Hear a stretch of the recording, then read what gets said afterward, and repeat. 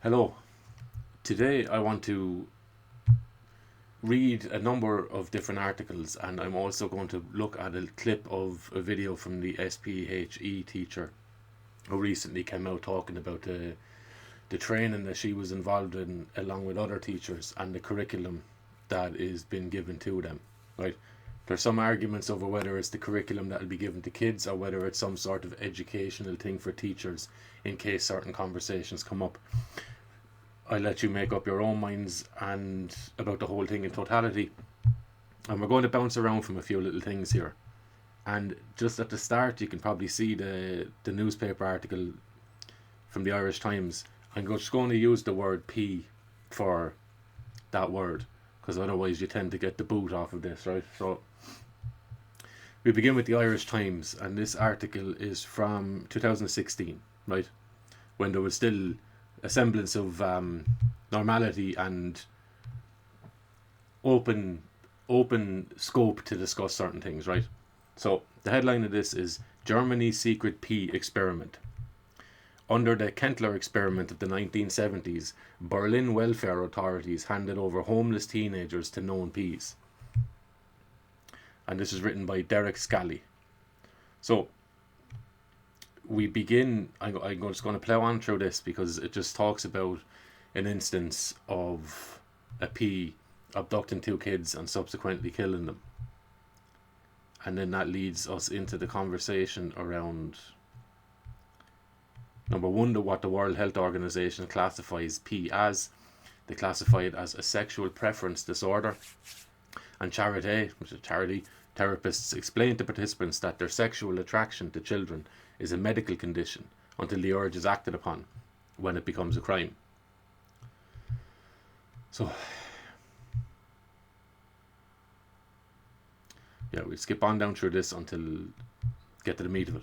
Right, so foster program.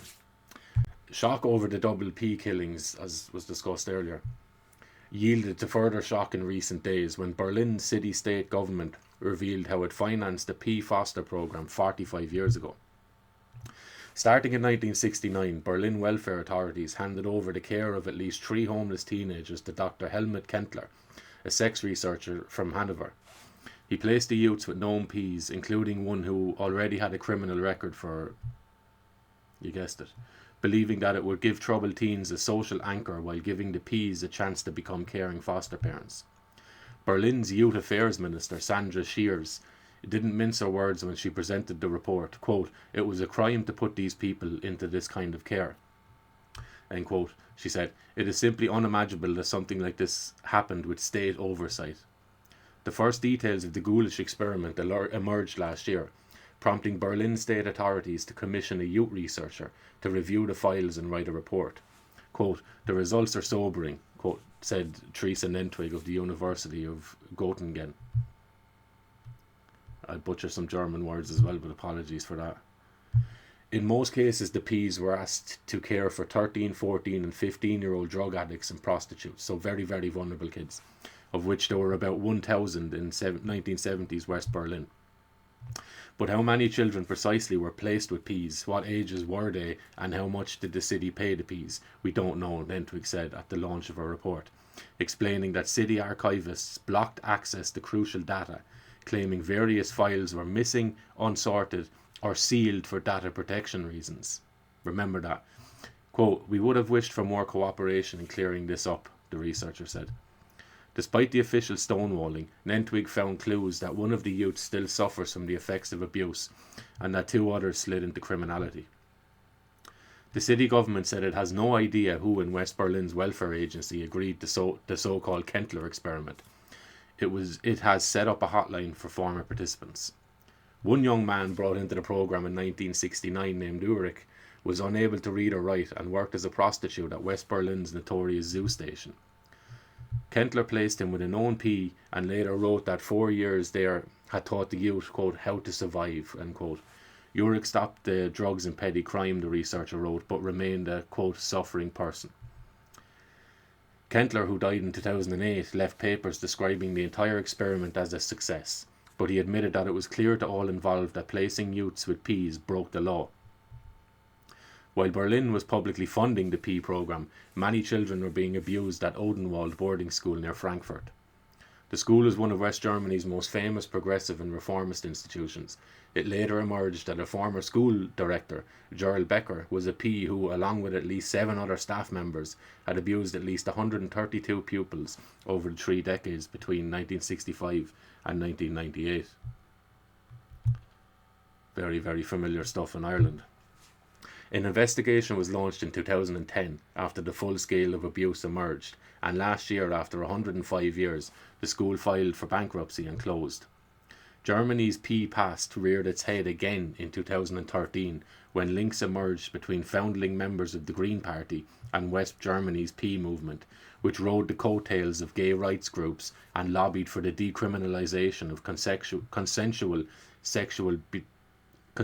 sex between adults and children. In 1975, a Green Party leading light, Daniel Cohn-Bendit, who was a kindergarten teacher at the time, wrote a book praising, quote, erotic games between adults and young children. In 1981, Jürgen Tritton, today a senior Green Party MP and then a Young Party official in Göttingen, signed off on a party pamphlet seeking the decriminalisation of pedophilia. The party commissioned a study into the full extent of Green PE links, published a week before the 2013 federal election. It cost the party countless votes and prompted a grovelling apology from Tritton. He argued that the PE links had to be seen in the context of the sexual revolution of the 1970s, which encouraged, quote, a fiction where there could be sexual relations between adults and children beyond violence or abuse of trust. Given the charity PE treatment program in Berlin, city media have demanded a zero-tolerance approach in investigating Germany's latest PE scandal. Quote, even at the end of the 1960s, sex with children was forbidden, punishable by up to 10 years in prison, said the Berliner Zeitung Daily, urging the Youth Affairs Minister to keep up the pressure and, quote, get all the files on the table.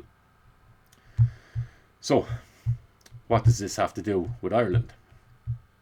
On to the next article. So, this is again from the Irish Times, and it is from 2023, February. And it is about the new curriculum being rolled out, the SPHE, and the sex and relationship education stuff. So, headline, parents will have the right to withdraw children from new sex education classes, as division over teaching of gender identity and use of pronouns is updated in pronouns in the updated syllabus. And there we have the Minister for Education, Norma Foley. She said, quote, I believe in parental consent and at no point would I seek to undermine it. Fair enough. And this is from Carol O'Brien as well. So, parents will have the right to withdraw their children from class if they do not agree with the content of updated sex education programs at primary and second level, Minister for Education Norma Foley has said. The National Council for Curriculum and Assessment, the NCCA, is finalising an updated social, personal and health education SPHE curriculum to be rolled out for junior cycle students from next September. It will address issues such as gender identity, pornography and sexual consent. An updated SPHE curriculum is due to be ready for the senior cycle in 2024 and at primary level from 2025. The proposed content has proved divisive, with several parents groups complaining about the promotion of transgender ideology to young students. In contrast, some advocacy groups say that these issues are core to our human identity.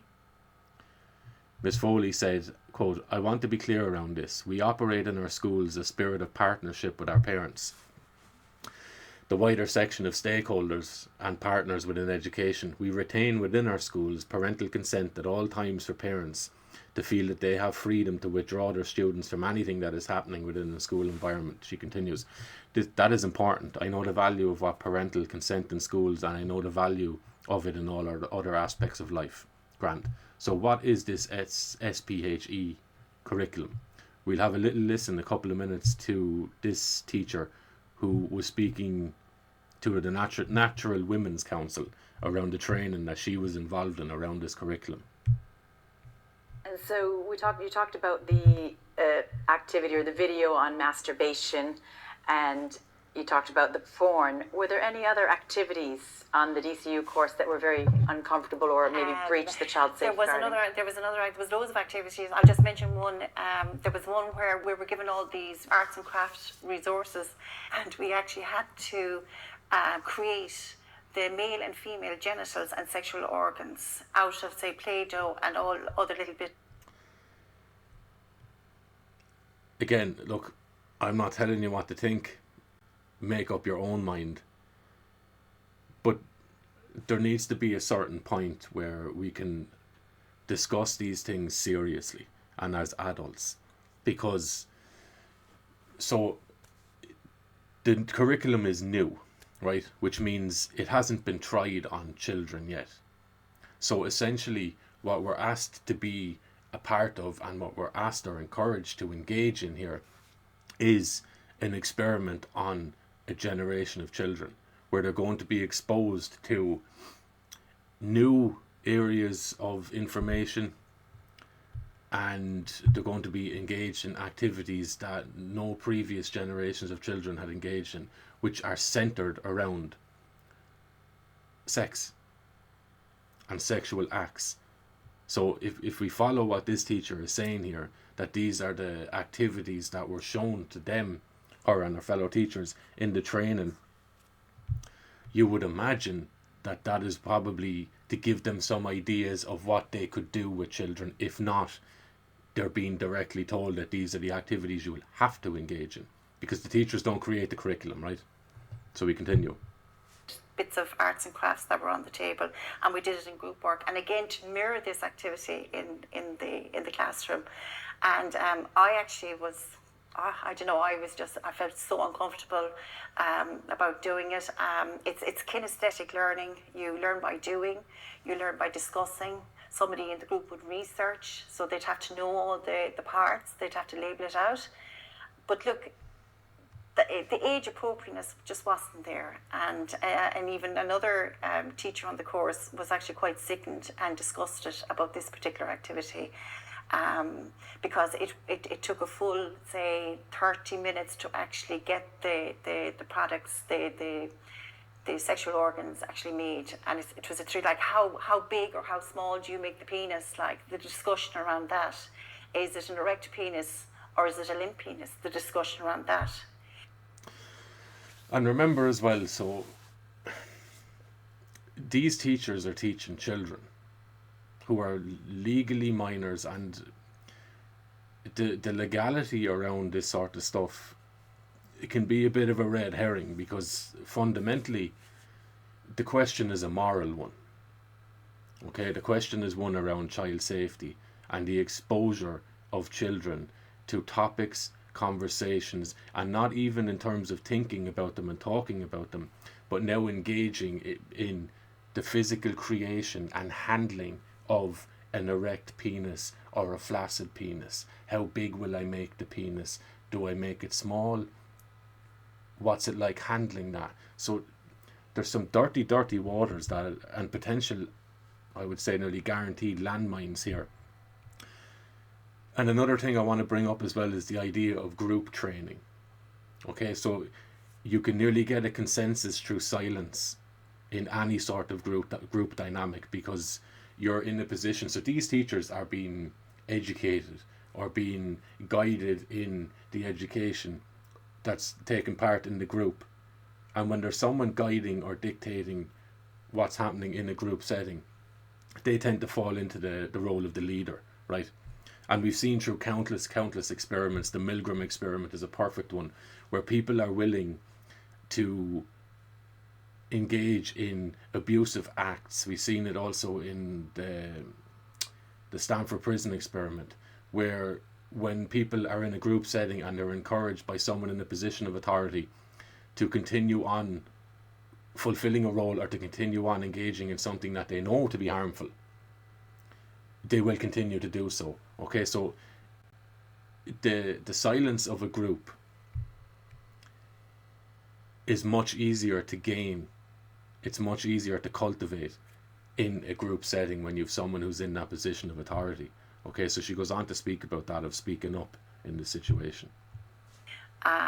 So yeah, I felt that was just very inappropriate.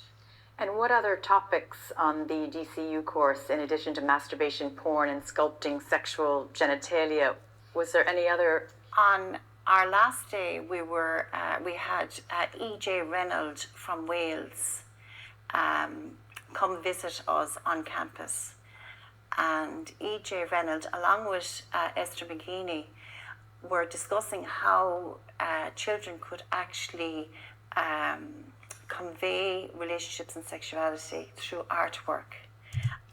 Just a quick point on that as well. So she mentions a lecturer or a teacher or trainer or whatever coming from Wales. So coming from outside of Ireland to implement this sort of new training, right? And what's dangerous around that, or what is non-natural around that, is that this stuff is coming from the UN. So the UN, in terms of children's rights, they have stated that children have the right to be able to engage in conversations around sex and relationship education, right? So this isn't something that's organically coming up and the parents are thinking, you know, with the changing winds of time, I believe that I would like to bestow, if they could even, to another grey area, bestow the permission or the consent onto teachers to speak to my children and about these certain topics. This isn't an organic grassroots thing that's just coming up from general people's concern or interest, right? This is something that's coming from the top down, and it's been sold. It's already signed off and articulated and written, right? And it's been sold then from the UN down to the EU into different nation states and into your local schools. Okay, so it's non-organic, and Norma Foley has said that kind of that argument of the prevailing winds of time where children are exposed to certain things on their mobile phones, that is the reason why we're bringing this stuff in. That is not true. That is not true. It's incorrect. It's an excuse. This stuff is coming from the top down. It's not coming from grassroots up. Okay. And you see, with SPHE, there's going to be an assessment. It's called a classroom-based assessment. And they were just looking at opportunities whereby, looking at ideas as to how people could present the CBA assessments. I'm sorry for pausing it now, but the CBA assessment, so classroom-based assessment, this means that the child will earn their results based on activities they're engaged in inside in the classroom. In certain areas, that's a great idea, right? But in this area, again, as adults and parents, we look for the potential dangers and hazards in everything related to children. That is absolutely a perfectly legitimate way of looking at things, because fundamentally, you're dealing with child's forming minds. They're forming and developing worldviews. And our goal as adults is to allow that to naturally blossom based on the nature of the child. It is not so much, we can guide, it is not so much on us to give them a worldview, right? We leave them engage with the world and develop that naturally. It comes out of them. It's not something we should be putting into them. So, the classroom-based assessments, as obviously in the name, these will be conducted in the classroom, which means the child will not be bringing home, I would imagine so, they will not be bringing home homework to show the parents that this is what I got for this subject and these are the questions, and whatever the case is, this is the assessment that I'm doing. Can you help me with that? This is something that will be done in the classroom. It'll be probably finalised in the classroom. Therefore, there is no need to be bringing what is going on in the classroom home for the parents, which creates a blind spot for the parents. Because if the children don't want to talk about that with the parents, how are the parents to know? Now we will know, because we're listening to people. We can call it, she's a whistleblower. She's coming out saying, look, I have an issue with this state approved stuff that's coming down the line. It's been given to me. I'm not liking it. I'm coming out speaking about it.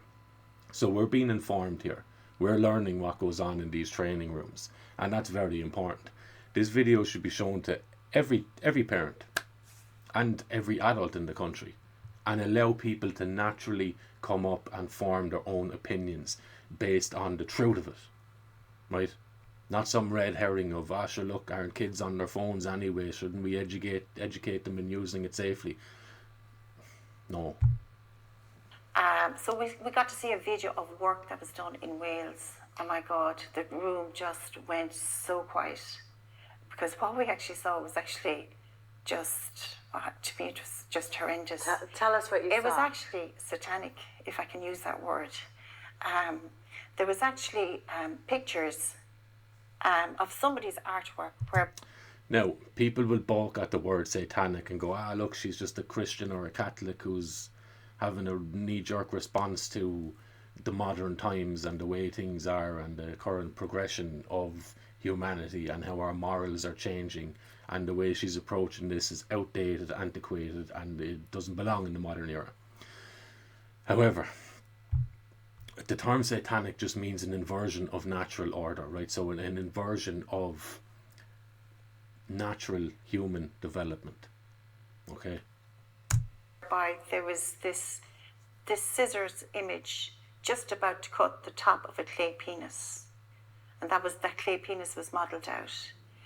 There was another instance of where there was a young girl, I'd say no more than 7 or 8, that actually had a mask on her, and she was placing another mask with horns up on the wall.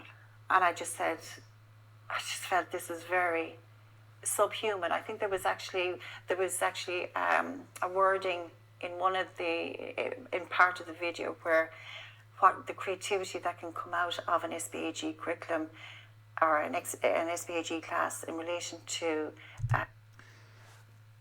I kind of leave it at that with this one. I would encourage people, you can see the name of it there, so from the Natural Women's Council, heading SPHE teachers whistleblower interview, what happens in the classroom stays in the classroom, right? So if you just look at this, I struggle to understand. I'm not even going to try and understand or try and accept some justification for this, but this doesn't... How does this nourish a child in any way? And the argument could be, well, look, you're familiarizing them or you're opening their mind to the different types of people that we have in the world, and some people don't fall into neat categories, and some people choose to get certain operations done, and they're just as human as the next person. Nobody argues that. Nobody argues that.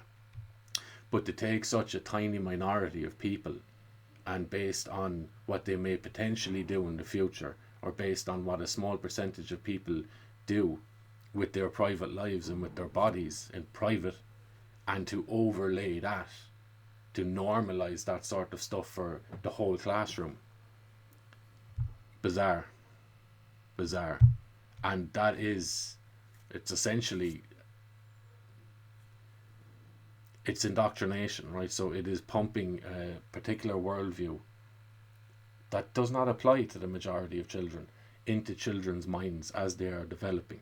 And again, the most sinister and the most blatant as well, I suppose, aspect of this is that teachers operate as a surrogate parent when they're in the classroom, right? Sometimes even children put up their hands and go, "Ma'am," or "Dad," right? So that you can see in them things like there's a conflation between mum and dad at home or parent at home and the teacher playing that surrogate parent role in the classroom. So you're dealing with an adult and children. You're dealing with an adult who's in a position of authority based on the role they're in. And you're also dealing with children who want to be good boys and girls, and they want to please the teacher. They want to be seen to be a good student, right? So kids are going to go along with this. And depending on the worldview that teachers have, like they talk about unconscious biases the whole time, right? But you can see the curriculum if you haven't, and if you've spoken to people who've trained up to be teachers in the last few years, you'll come to the understanding that the sort of ideology that's shown here is very, very heavily dominant in the teaching and in the examinations of these teachers as they go through training. Okay, so we will leave that And again, look, go watch it, go listen, and allow your own natural opinions to form. Understand that there's a social pressure to conform to pushed worldviews here, or peculiar worldviews here that only apply to a small percentage. There's pressure being put on people, whether you feel it or not, whether you're conscious of it or not, to conform to this and to not upset people and to not go counter to what you think the consensus is of people. But I would encourage people to form your own opinions, allow them to come up. And if you're having a reaction to your own opinion as it is coming up and blossoming in you, examine that. Am I comfortable saying what I really think about this? If not, why not? What are the risks in me saying what I really feel about this stuff? You might be in total agreement about it. Examine that too. Where did that come from? Right? Examine yourself, self-examination. So we move on to an article in the journal, and we won't stay on this long. I just want to point out one thing. And this is from a few weeks ago, September 2024. The headline: Green Party leader says 560 boost payment for new parents would have meaningful impact. So, yeah, great. New parents, should they be given... Would it be better for new parents to have more money? Naturally. Would it be better if the government would stop taking money from parents in the first place? Much better, right? So we take your money and give it back to you. Or we take your money and give it to someone else even, right? So, where am I going with this now?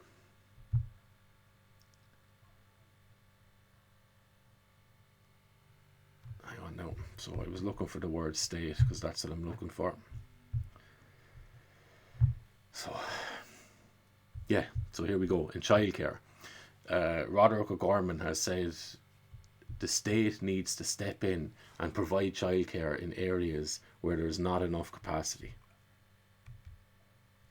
O'Gorman said he believes the state, quote, needs to be taking an even greater role in the delivery and the provision of childcare. Okay. Ireland has had a fantastic history with that, as we've all known for decades, and which is kind of officially coming out now. So what does Roderick O'Gorman's a greater state control and a greater state role in the provision of childcare look like? Because he's over it at the end of the day, right? So this from the Irish Times in February 2024, and they found that Tusla spent 14 million placing vulnerable children in unregulated emergency accommodation. Company that provided accommodation fabricated screenings of staff. Screenings is Garda vetting. So, and I suppose your educational qualifications. So they've been fabricating that. They've been lying about it, making things up, right? So in order to get these kids into the accommodation, we will lie about the people that are there to safeguard these children. Recipe for a disaster. So the fabricated screenings of staff posing major risk to young people in its care. So the revelations were referred to on Garda Síochána, the Dáil was told this week. The chief executive of Tusla, Kate Duggan, appeared before the Public Accounts Committee on Thursday and said that 10 million was spent using this company's services before the issue was flagged. In response to questions from Social Democrats TD Catherine Murphy, Ms Duggan revealed that in total there are 2 such agencies which Tusla has stopped engaging with some 4 million was spent on the second unnamed agency where issues were flagged, bringing the total spend on the two to 14 million euros. This is your money. This is your money. Quote, we have an internal audit function and that proactive auditing picked up an issue, she said. Ms Duggan said it was previously the case that Tusla was given assurances around Garda vetting or qualifications. So that's just someone saying, yeah, we done it and it was grand. Go find out. Because you see the nonsense of it when people were taking Ukrainian families into their homes. They hate to be Garda vetted. But when you're dealing with children in state care, it's just, we accept your assurances, right? Not good enough. She said, after that we thought we can't take assurances. We have to physically set up a unit that checks things manually. that wasn't in place. You just take people's word for it. Ms. Duggan said 8 staff are now involved in the unit, manually checking documents and qualifications. Right. Well, why wasn't this in place? Tusla has had to increasingly rely on unregulated emergency accommodation, such as bed and breakfasts and rented properties, to house children in state care. These special emergency arrangements, SEAs, run by staff from private companies, have been criticised as inappropriate and unsuitable by NGOs, judges and politicians. Ms. Duggan said that over the last 18 months, Tusla has scaled up significantly with the provision of an additional 131 extra beds and the purchase of 9 properties. However, as a result of the ever-increasing demand, we remain challenged to source appropriate placements for children and young people, particularly those with complex presentations or those in an emergency.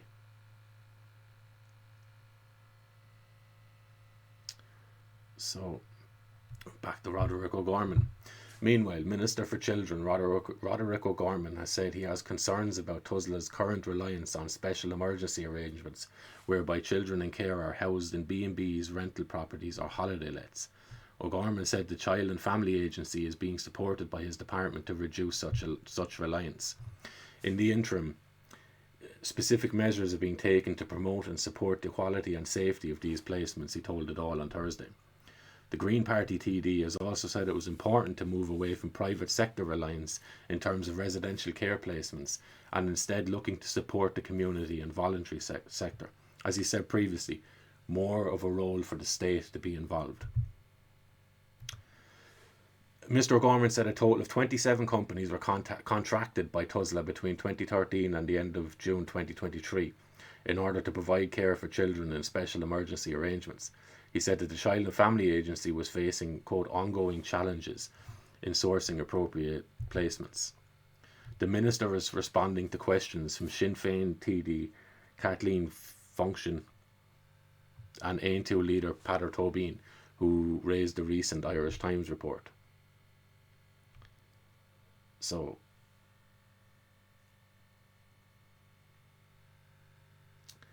so Tusla paid Ideal Care, which is the name of one of these places, or companies if you can call it that. So Tusla paid Ideal Care €4.5 million in 2022, making it the third highest paid provider of special emergency arrangements that year. The company was paid a further $4.4 million last year, a Tusla spokeswoman said. Ideal Care Services is owned by Josie Akwobi from Tyrrellstown, Dublin, who is a pastor with the Wisdom Christian Centre, an evangelical group based in West Dublin. Mr. Akwobi is listed as the Operations Director of Ideal Care, which is registered to an address in Mulladart, Dublin.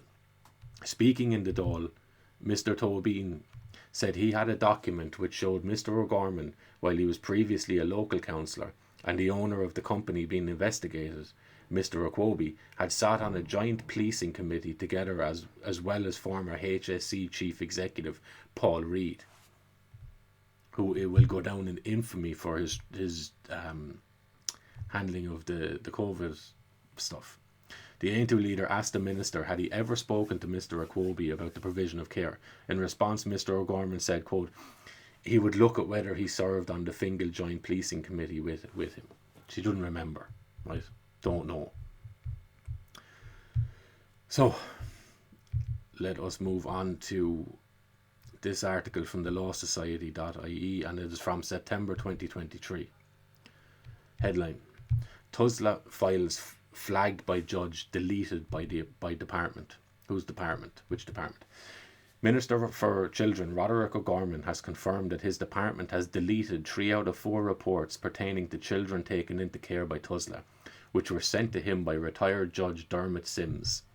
The retired district court judge has stated his, quote, utmost concern for the immediate predicament and welfare of children who are in care, end quote, when he wrote to a number of ministers and state institutions.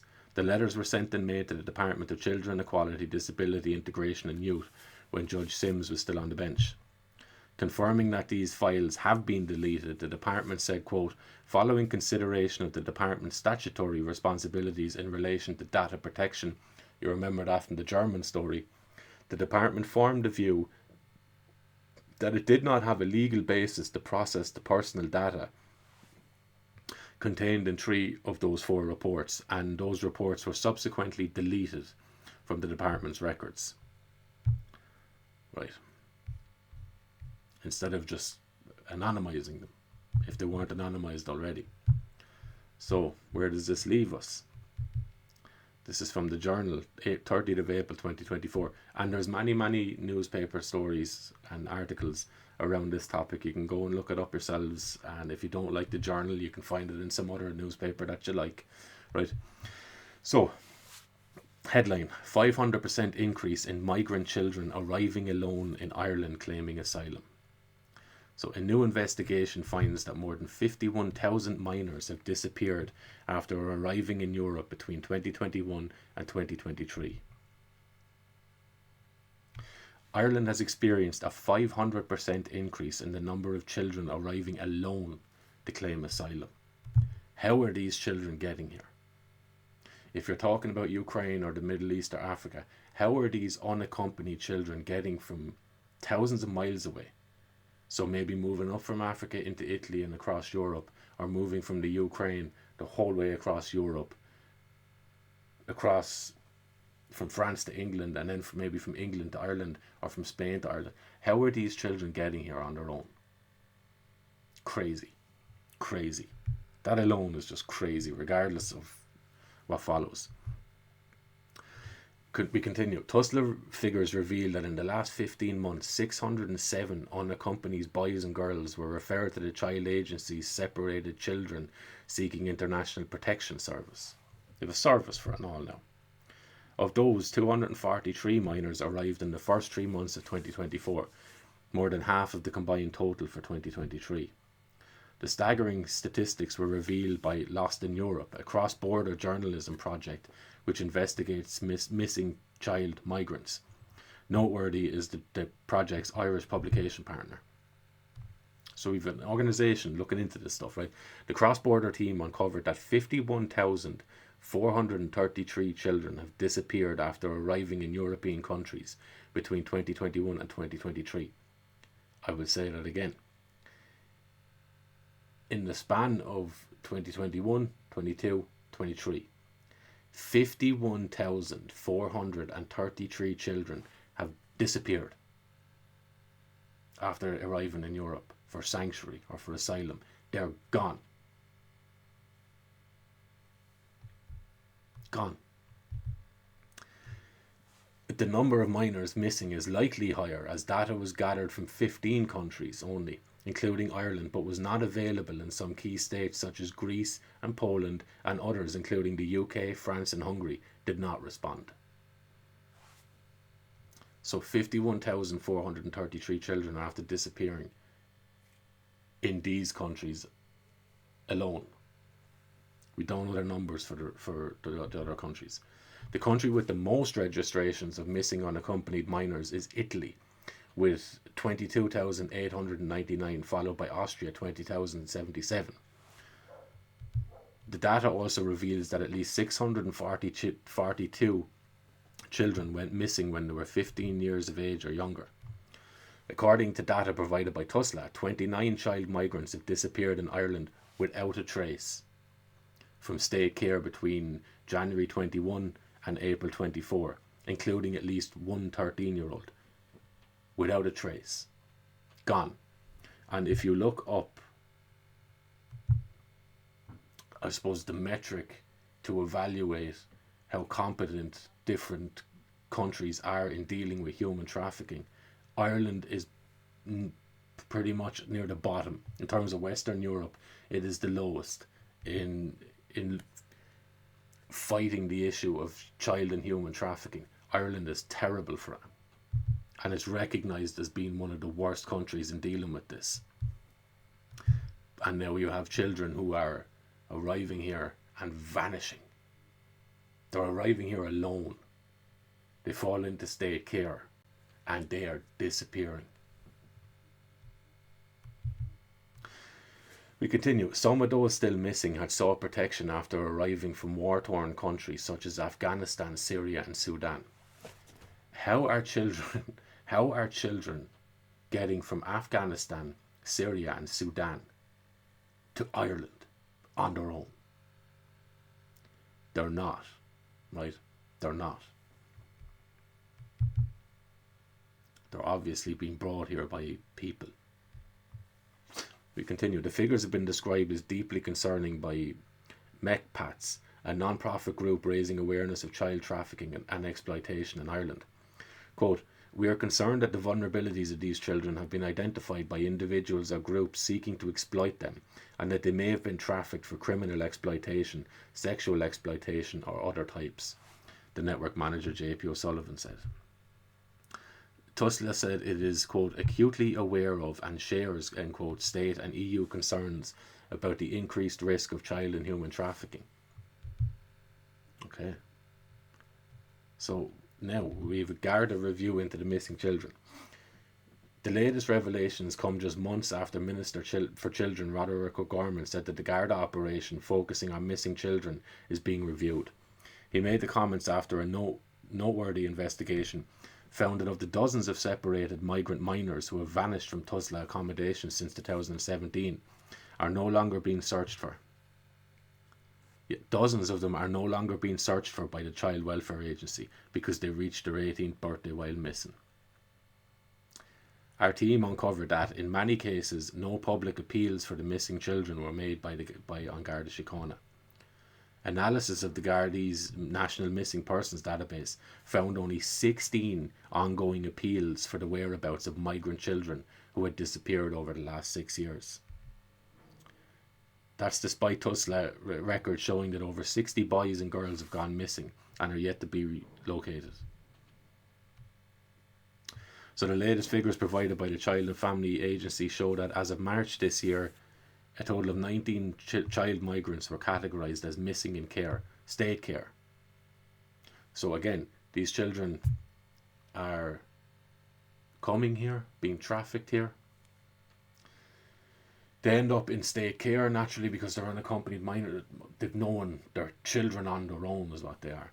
They have no parents with them. They've no guardians. At least guardians that have any business with the children, right? So they fall into state care, and a good amount of them are just vanishing. And a minority of these children that vanish are being looked for by the Gardaí. So total failure across the board. And again, when does negligence stack up to such a degree that you start to see complicity here, or it starts to become something else, right? Tusla said it had no additional details, including country of origin, about the latest young person reported missing from its service. The other 18 children range in age from 13 to 17. This includes 10 age 17 and 5 16-year-olds. The 3 are females and 15 are males. Most are originally from Africa and the Middle East, right? Okay, and it continues on, but you get the picture. So that is from April 2024. And this is from December 2023. Showing that like it's not just this is not new information that's surfacing. This is nearly in real time. This stuff is being documented and logged and hopefully being shared and highlighted to people. The headline: over 60 migrant children missing after disappearing from state care. Yeah, and out of these 60, 44 are no longer being searched for, as we went over a few minutes ago. So again, we've had a year or two of this stuff being flagged that children are coming in here and they're just vanishing. There was also a story of, I won't look for it now, I don't have it up, of I think a 14-year-old girl who was found in a brothel after being reported missing. She was subsequently found in a brothel.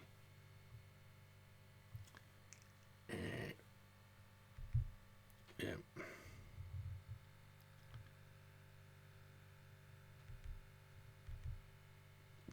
Look, there you go. Yeah, so there's the story there. So Maddie McGrath pointed to another case raised earlier this year about a 14-year-old girl who went missing within an hour of being placed by Tusla in state care, only to be found a year later locked in a brothel. Disappeared an hour after being put into state care. You also have, I don't have it here, but I suppose most people are probably aware with the research that was done Dublin University or Cork University, I can't remember now, but I think it was at Dublin University. And it was interviewing social care workers and practitioners and social workers as well, I believe. And they were talking about the reports that they were getting back from children in state care who were saying that they were being collected by groups of men in cars. They were being brought off the hotels. They were being given drugs and they were being taken advantage of, right? And this was such a problem that it ended up filling a report essentially, because you had a lot of workers that were saying we're getting the same issues, we're finding the same problems, that there's groups of men that are preying upon children that are in either emergency care or they're in residential care, and they're coming to these places, collecting these children, bringing them off, buying them things, filling them with drink and drugs, abusing them, and then bringing them back. This is all under the eyes of the state. So I'll bring you back to the Germany secret SPHE experiment. You're kind of looking at a similar thing here. So you're looking at the state overseeing the experimentation of or on children that you bring in, not just children that are coming into Ireland, but also Irish children, because I think Tusla are continuously getting record reports of children being abused or children that may need to be contacted by Tusla or social workers, right? So the level of, I suppose the window has become so wide in terms of what constitutes abuse that the amount of reports are going to exponentially grow as the window widens of what abuse actually is, right? So that's what you're dealing with here. Essentially, you are dealing with Ireland importing massive numbers of people from unknown whereabouts, sometimes because they've no documentation. There's a lot of children coming here with unknown place of origin, unaccompanied. They are being put into state care, and there's a good number of them that are just disappearing, vanishing. And if you take this example of the 14-year-old girl disappearing and then being found later locked into a brothel, while that might not be the fate of all of these children, you know it's at least happening. There's one instance of it, documented instance of it, so you know it's at least happening. So you can't deny that the potential is there. It's not about potential, we know that it is actually happening, right? So that's where we stand in Ireland at the moment.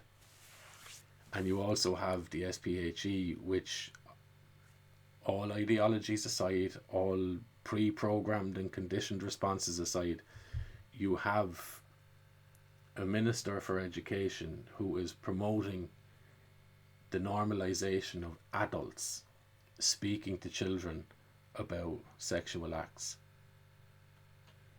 And I would ask you, if you're a teacher, not only are you comfortable, the question of are you comfortable doing this, but would you be comfortable doing this, or would you think it's okay for you to do this with a child that you met in the park? No, most likely. And those who would be comfortable with it are certainly not going to answer that they would be, right? Because you know it's wrong. It's morally uncondonable. It is reprehensible to facilitate and encourage and normalize the idea of an adult, regardless of what the role is, speaking to a child about sexual acts that are beyond what their development or what their age should entail. And then the cover for that, or the defense of that, is, well, no, we would only be speaking with the child based on what their level of understanding and what their level of development is. And that's the foot in the door thing, right? That is the foot in the door. Because a child might be aware of a lot of acts that adults can engage in because they do have phones and they are probably looking up this stuff. That does not mean that you come and normalize that and you expand upon that and you delve deeper into these sorts of things with children, right? So fundamentally, it is down to the question of, do you think it's okay for adults to be sitting in and engaged in conversations with children about sex and different sexual acts, or do you not? So that's it. Thank you all, and have a lovely, lovely day in this strange, strange world we're living in.